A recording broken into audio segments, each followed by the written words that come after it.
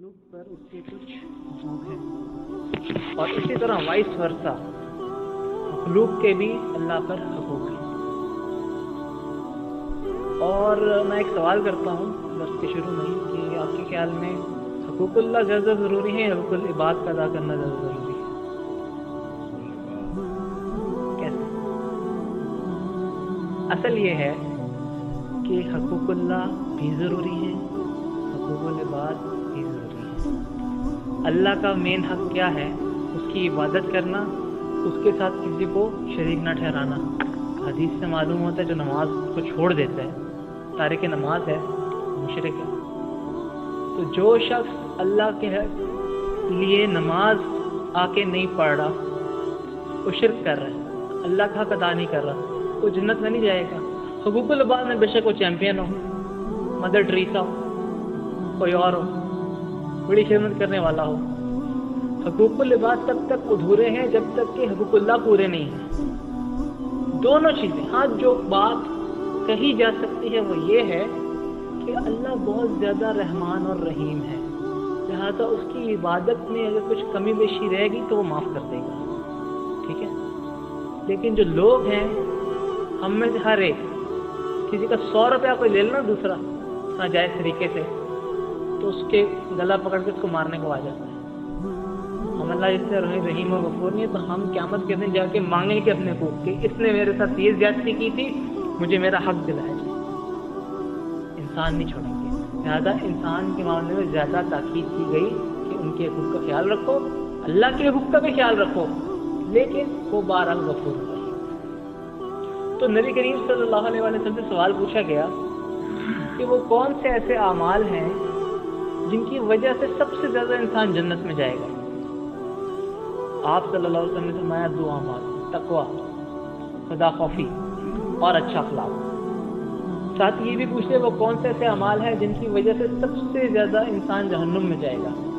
फरमाया मुंह और शर्मगाह का गलत इस्तेमाल। अब इन 4 चीज़ों को एक एक करके लेते हैं। पहली चीज़ की तकवा क्या है?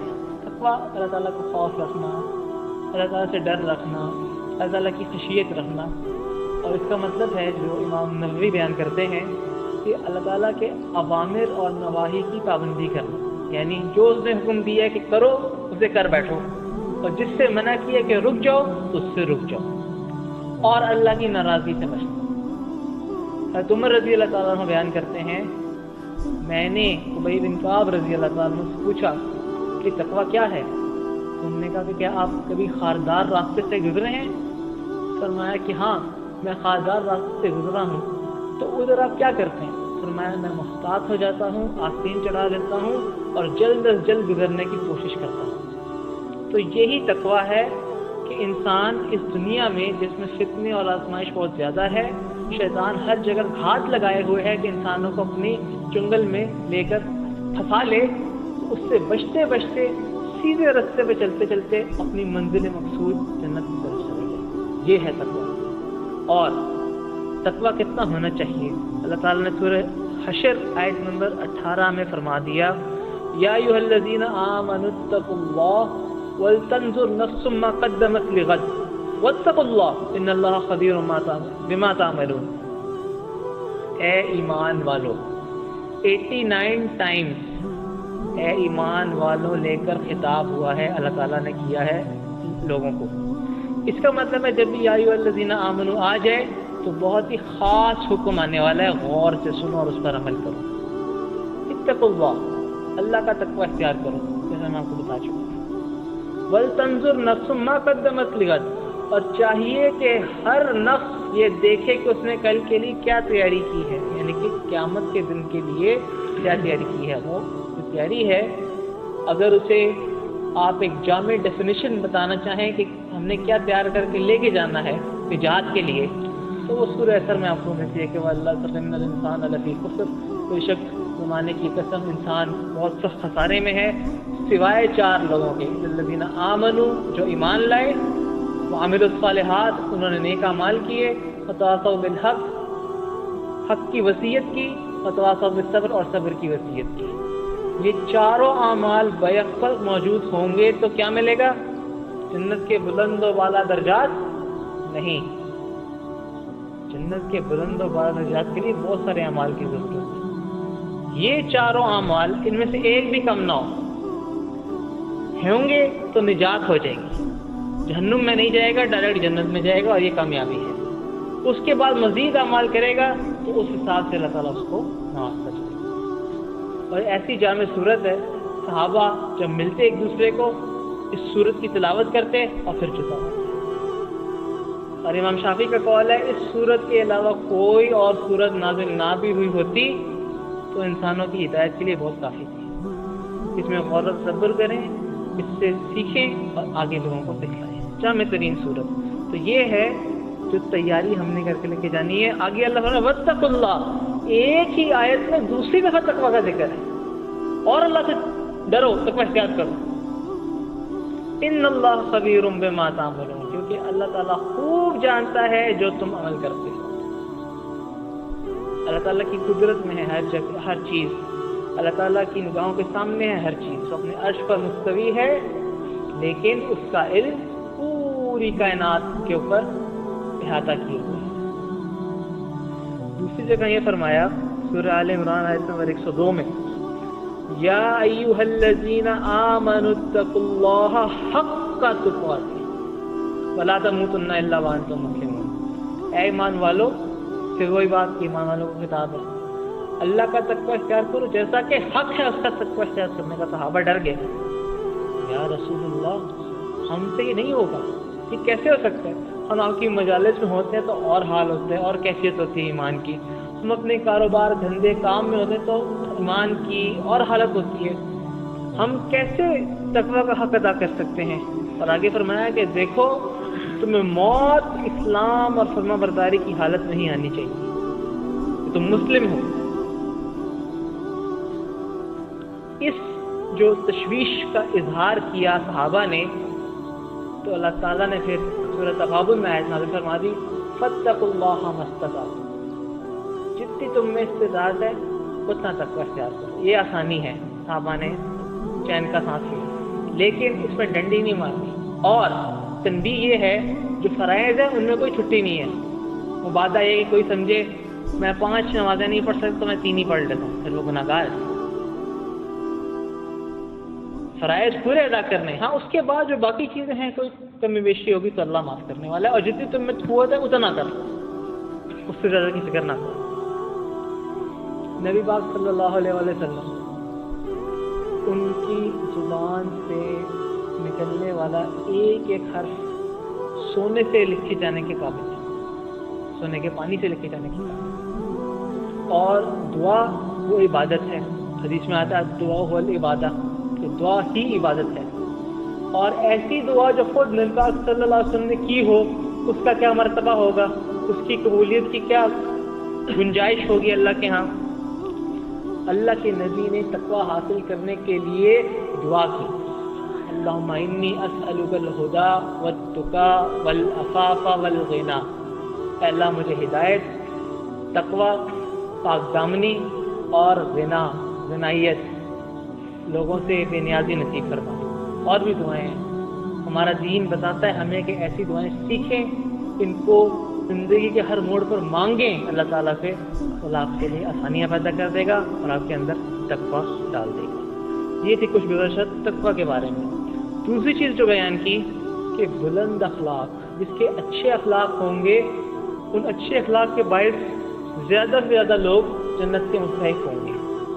پہلی بات تو یہ ہے کہ اللہ تعالیٰ نے سورہ قلم میں فرما دیا وَإِنَّكَ لَعَلَىٰ خُلُقٍ عَظِيمٍ، اور بے شک آپ صلی اللہ علیہ وسلم بلند ترین اخلاق کے مقام پر فائز ہیں. اور یہ ڈھکی چھپی بات نہیں ہے. اسلام سے پہلے بھی کافر صادق و امین کے لقب سے آپ کو یاد کرتے تھے. اسلام کے بعد وہی لوگ مخالف ہو گئے، لیکن جب ہجرت کا موقع آیا تو نبی پاک صلی اللہ علیہ وسلم راتوں رات نکل گئے، حضرت علی کو اپنے بستر پہ چھوڑ گئے اور کہا کہ کل امانتیں لوٹا کے کافروں کی پھر آنا. ایسا اخلاق ہمارے پاس. وہ جان کے دشمن ہیں اور یہ ان کی امانتیں واپس کروا کے اپنی ذمہ داری پوری کر کے پھر آ رہے ہیں. اگر آج کے مسلمانوں میں یہی حالت ہو جائے، یہ ہمارے اخلاق و کردار ہو جائے تو ساری دنیا ہم سے امپریس ہو کے تو مسلمان بن جائے. ہوتے بھی ہیں بہت سارے لوگ جو دیکھتے ہیں اس بات کو. تو یہ تھی پرسنلی اللہ کے رسول کی اگزامپل. پھر یہ ہے کہ حدیث میں نے فرمایا تم میں سے سب سے زیادہ کامل ایمان والے وہ ہیں جو اخلاق میں سب سے اچھے ہیں. اور مجھے تو مبعوث ہی، ایک اور حدیث میں آتا ہے، مجھے تو مبعوث ہی اس لیے کیا گیا ہے کہ میں اخلاق کریمہ کی تکمیل کروں. یہاں پہ ایک چھوٹا سا نقطہ، کسی نے میرے ساتھ اچھائی کی، میں نے اس کے بدلے میں اس کے ساتھ اچھائی کر دی، یہ بھی اچھی بات. اصل اخلاق یہ ہے کوئی آپ کے ساتھ برا سلوک کرے، آپ اس کے برے سلوک کے بدلے میں اسے معاف کرتے ہوئے، درگزر کرتے ہوئے اور اس سے بہترین اچھا سلوک کریں. یہ ہے اخلاق جو نبی پاک نے ہمیں دے کر گئے ہیں. تو یہ دو باتیں تو جنت میں لے جانے والی ہے، تقوی اور بلند ترین اخلاق. اب آ جائیے جہنم میں کون سی چیزیں لے کے جائیں گے. ایک انسان کا منہ یا زبان جس کا غلط استعمال، اور دوسرا اس کی شرمگاہ کا غلط استعمال. ما یلفظ من قول الا لدیہ رقیب عتید، نہیں وہ نکالتا کوئی بات مگر اس کے ساتھ ایک نگہبان موجود ہوتا ہے. جانتے ہیں نا کرامن کاتبین. آپ کوئی زبان سے کال اپنا نکالتے ہیں فوراً وہ نوٹ کر لیتے ہیں. وَإِنَّ عَلَيْكُمْ لَحَافِظِينَ، سورہ انفطار میں آتا ہے آیت نمبر 10 سے 12. وَإِنَّ عَلَيْكُمْ لَحَافِظِينَ كِرَامًا كَاتِبِينَ يَعْلَمُونَ مَا تَفْعَلُونَ، اور بے شک تمہارے اوپر نگہبان ہیں، نگران ہیں، جو معزز ہیں اور لکھنے والے ہیں. یعنی کہ وہ گناہ بھی لکھتے ہیں اور جو اچھے کام ہیں وہ بھی لکھتے ہیں.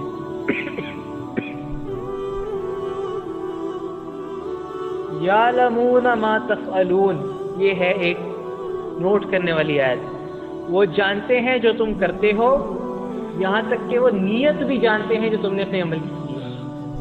اور انما الاعمال بالنیات، اعمال کا دار و مدار نیت پہ ہے. تو انہیں پتہ ہوتا کہ یہ اچھا عمل ہے، یہ برا عمل ہے، تو دونوں کو ہی لکھتے ہیں. قیامت کے دن کوئی شخص یہ نہیں کہہ سکے گا یہ تو میں نے کیا ہی نہیں تھا. زبان بولنا چاہے گی، تالا لگا دیا جائے گا. ہاتھ اور پیر گواہی دیں گے، انہیں زبان دے دی جائے گی. قرآن میں یہ آیات موجود کہ بولو، ہاتھ بولیں گے اس بندے نے اس وقت اس ہاتھ سے یہ گناہ کیا تھا، یہ بندہ ان 2 قدموں پہ چل کے اس فحاشی کے اڈے پہ گیا تھا، فار ایگزامپل. تو یہ ہے کہ نگران بھی موجود ہیں، اور منہ کا غلط استعمال اگر ہوگا تو اللہ تعالیٰ سے پکڑ کرے گا. اور حدیث میں آتا ہے کہ مسلمان تو وہ ہے جس کی زبان اور ہاتھ سے دوسرے مسلمان محفوظ. اور ہم اکثر اس کو اپلائی کرتے ہیں باہر کے لوگوں پہ کہ میں تو بہت اچھا انسان ہوں، میں تو کسی سے کوئی لڑائی جھگڑا نہیں کرتا. بھائی آپ کا سب سے پہلا پڑوسی آپ کی بیوی ہے، آپ لوگ روز اس سے لڑائی کرتے ہیں، وہ آپ کی زبان سے محفوظ نہیں ہے، پھر آپ مسلمان تو نہیں ہوئے. اور اسی طرح بیوی بھی ایسا اگر ایسی ہے تو شوہر کے اوپر زیادتی کرتی ہے یا اس کی ناشکری کرتی ہے تو بیوی اچھی مسلمان نہ ہوئی یا مسلمان نہ ہوئی اس حدیث کے مطابق. تو گھر سے شروع کرنا ہے کہ سب سے پہلے چیریٹی بگنز ایٹ ہوم. اچھا اخلاق پہلے گھر میں اور پھر باہر جہاں تک آپ پہنچ سکیں. اور دوسری چیز ہے کہ ایک حدیث میں یہ بھی آتا ہے کہ نبی صلی اللہ علیہ وسلم نے فرمایا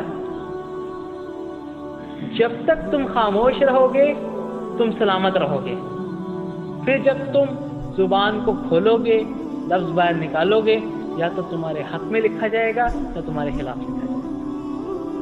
اگر یہی حدیث ہمیں یاد رہے تو کتنی ساری برائیوں سے ہم بچ سکیں.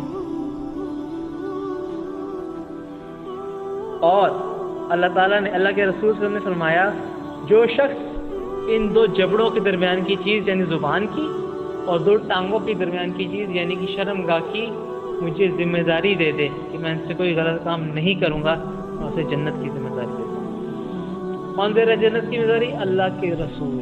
یہ کام کرنا کوئی مشکل ہے؟ نہیں، تھوڑی سی ایفرٹ چاہیے. کر لیا تو انشاءاللہ جنت ہماری ہے. آخر میں ہم آ جاتے شرمگاہ کے گناہ.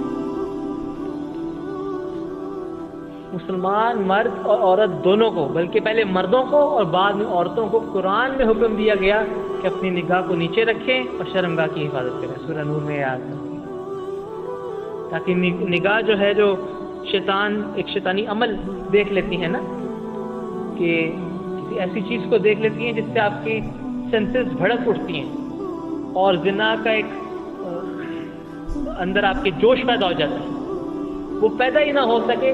کس طرح ہوگا کہ مسلمان آدمی جو ہے اس کو حکم دیا کہ نگاہوں کو پست رکھے عورت اور پھر شرمگاہ کی بھی حفاظت کرے. ایک حدیث میں آتا ہے کہ وہ عورت جو مسجد میں گئی، ایک عورت ہوگی نا، آج کل تو یا تو مسجد میں جگہ ہی نہیں ہوتی عورتوں کے لیے، یا ہے تو آنے والی بہت کم ہے. جو نیک عورت مسجد میں خوشبو لگا کر گئی، اس سے کیا ہوگا؟ مردوں کو خوشبو آئے گی اور اٹریکٹ ہوں گے، اس کے اوپر غسل جنابت واجب ہو جاتا ہے. اس کی نماز قبول ہی نہیں ہوتی جب تک کہ وہ جنابت کی طرح کا غسل نہ کرے. یہ عورتوں کے متعلق بات. اور مرد کے متعلق کیا بات ہے؟ حدیث میں آتا ہے کہ اگر کوئی مرد جان بوجھ کے کسی نامحرم عورت کو چھوتا ہے، اس سے بہتر ہے کہ اپنے سر میں لوہے کی سیخ چبو لے. یہ دو باتیں سن کے کوئی عورت خوشبو لگا کر آئے گی مسجد میں؟ کوئی مرد چاہے گا کہ میں زخم پلی کرتے ہوئے بازار سے گزرتے ہوئے کسی عورت کو چھیڑ دوں؟ تو اسے پتہ ہو کہ میرے ساتھ یہ ہوگا. پھر یہ چیزیں روکنے والی ہیں اس سے. اور اگر نہیں رکتے اور زنا کر بیٹھتے ہیں ٹیمپٹیشن میں آ کے، شیطان کے چکر میں پھنس کے، تو کیا سزا ہے؟ 100 کوڑے اگر کوارا اور کواری ہیں. اور ایسے نہیں 100 کوڑے ان کو مریں گے، اور رجم کی سزا پتھروں سے مار مار کے ان کو ہم ماریں گے جو شادی شدہ ہیں اور پھر بھی زنا کرتے ہیں، شادی شدہ مرد اور شادی شدہ عورت. اور اس میں کیا ہے کہ تمہیں ہرگز، سورہ نور کی آیت میں آتا ہے، تمہیں ہرگز کسی قسم کا ترس نہیں آنا چاہیے ان کی سزا کے وقت. وہ یار ان کو پتھر مار مار کے مارا، اتنا بھی بڑا کیا گناہ؟ اتنا بڑا گناہ ہے کہ قرآن میں کہا جا رہا ہے بالکل تم ان پہ ترس نہ کرو. اور ایک مسلمانوں کی جماعت موجود ہو اس فعل میں دیکھنے کے لیے اور عبرت حاصل کرنے کے لیے کہ یہ ہے وہ ایک مرد اور یہ ہے وہ ایک عورت جو شادی شدہ ہونے کے باوجود زنا کرتے گئے، اور اس کی سزا میں حد کے طور پہ انہیں رجم کر کے، پتھر مار کے، ذلیل و خوار کر کے مارا جاتا ہے. ایک جماعت موجود ہونی چاہیے. یہ قرآن کی آیات. اگر یہ حدیں جاری کر دی جائیں، ہمارے معاشرے سے زنا ختم نہ ہو جائے گی. اور زنا ختم ہو گیا پھر وہی بات کہ شرمگاہ اور منہ پاکیزہ ہو جائیں گی اور آپ جہنم میں نہیں جائیں گے. اب یہ پوری باتیں کی جس میں تقویٰ ہونا چاہیے، بلند اخلاق ہونا چاہیے جنت میں جانے کے لیے، اور منہ اور شرمگاہ کی حفاظت کرنی چاہیے تاکہ جہنم سے بچ سکیں. لیکن یہ ممکن کیسے ہے؟ کیونکہ ہماری نئی نسل بھی بگڑ رہی ہے، کچھ بڑے بڑے لوگ بھی بگڑ رہے ہیں، ان فعل ایسے افعال میں مشغول ہیں. اس کا یہ طریقہ ہے کہ قرآن و سنت سے جڑے رہیں. اور قرآن و سنت سے جڑے رہنے کے لیے کوئی مفتی اعظم بننا ضروری نہیں ہے. ایک چھوٹی سی بات آپ کو بتاتا ہوں، آج سے اس پر عمل شروع کر دیں، انشاءاللہ تعالیٰ مجھے بھی اور آپ کو بھی فائدہ دے گا. اپنے گھروں میں جہاں پہ آپ کو عوام ہے، ماشاءاللہ مرد حضرات بیٹھے ہیں سارے، اپنے گھروں میں جہاں پہ آپ کا عوام ہے، رولر ہیں، آپ کی رعیت ہے جو آپ کے انڈر ہے، آپ اس کے لیے رسپانسبل ہیں، آپ دن میں 20 منٹ 25 منٹ 30 منٹ جتنا حسب استطاعت فیملی کے ساتھ بیٹھیں، قرآن کو کھولیں، اردو ترجمہ نکالیں، اور 5 آیتیں 6 آیتیں 10 آیتیں، صحابہ کا روٹین یہ تھی، 10 آیتیں سیکھتے، ان پر عمل کرتے، پھر آگے چلتے. یہ کہ پورے ایک دن میں شبینہ پڑھ لیا اور پوری زندگی کچھ بھی نہیں کیا. تو گھر والوں کے ساتھ میں نے پہلے کہا چیریٹی بگنز ایٹ ہوم. جی میں فلاں جگہ جا کے درس دے کر آیا، بڑی اچھی بات ہے، لیکن پہلے تمہارے گھر والوں کا، تو گھر والوں کے ساتھ بیٹھے قرآن اور سنت کی برکت سے اور اس میں جو تعلیمات ہیں ان پر عمل کرنے کی نیت سے انشاءاللہ یہ سارے گناہ ہم سے نکل جائیں گے اور یہ اچھے تقوی اور اخلاق والی باتیں ہمارے اندر آ جائیں گی اور ہم نجات پا جائیں گے. اللہ تعالیٰ سے دعا ہے کہ اللہ تعالیٰ ہمیں قرآن اور سنت پر عمل کرنے والا بنائے اور اس سے جڑے رہنے والا بنائے اور اس آیت کا مصداق بنا دے جو سورہ آل عمران میں آتی ہے، وَمَن يَعْتَصِم بِاللَّهِ فقد ہدی الی صراط مستقیم، جو اللہ تعالیٰ سے چمٹ گیا تو وہ بے شک صراط مستقیم کی طرف ہدایت دے دیا گیا۔ وآخر دعوانا